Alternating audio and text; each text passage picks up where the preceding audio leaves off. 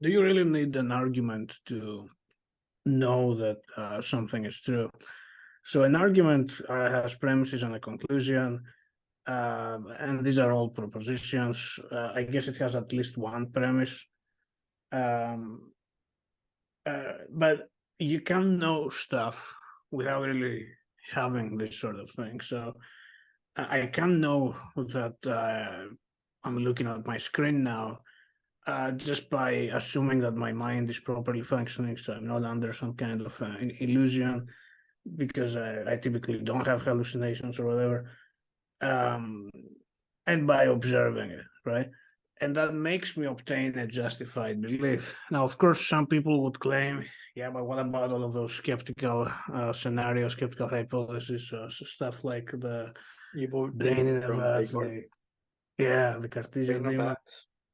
They would say, oh, you don't really know it, but at least I know that I observe something, right? And keep in mind that I know this not because I made some argument and I said, okay, there's premise one, premise two, premise three, therefore, and then there's a conclusion, right? I just know it based on some process of the mind, right?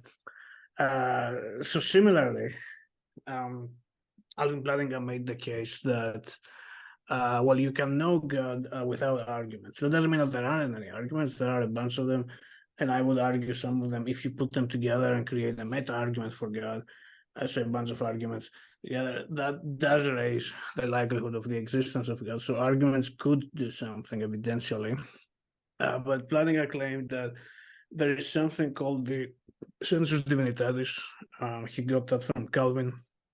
And it's something in the mind that helps people detect God.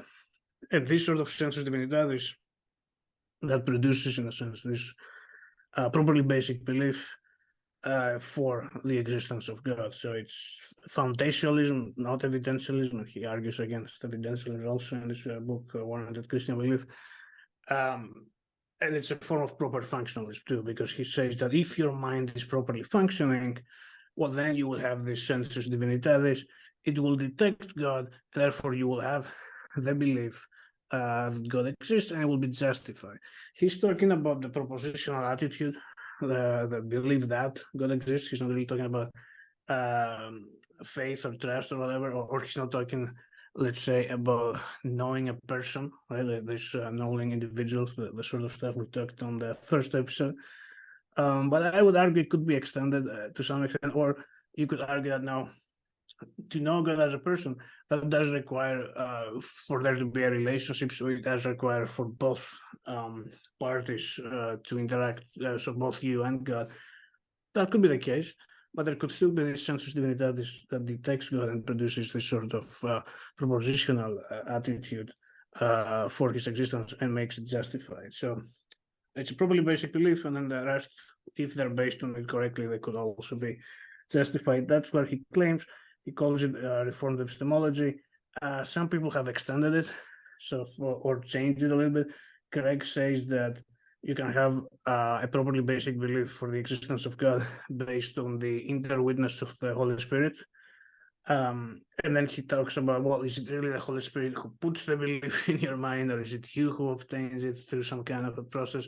There are a bunch of different ways to look at it, but that's another thing. So you could say, well, maybe it's not sensus divinitatis, maybe it's the witness of the Holy Spirit. Or you could say, I think, for example, you could extend it even to religious experiences, what they're called sometimes. So if you have a certain kind of a religious experience, not anything that random people think is a religious experience, and that could also produce this sort of belief with a warrant, right? Yeah. And with something that you added and it becomes knowledge. And to those who would say, yeah, but what about people who have religious experiences and they think of other religions, right? So this is the argument from the plurality of religions. Yeah. But then, well, I would say if truth is a condition of knowledge, then since their belief would be false, because it wouldn't be about the true God, it wouldn't really be knowledge. Of course, then there might be another problem. How do they know that it's not knowledge, right? But it still would not be knowledge in itself, right? So that would be Reformed Epistemology in a nutshell. I think you can have both the sensus divinitatis and the witness of the Holy Spirit and the religious, like have something very broad So there are a bunch of different processes through which you can obtain this properly basic belief, and I think that this is something that could happen. Yeah.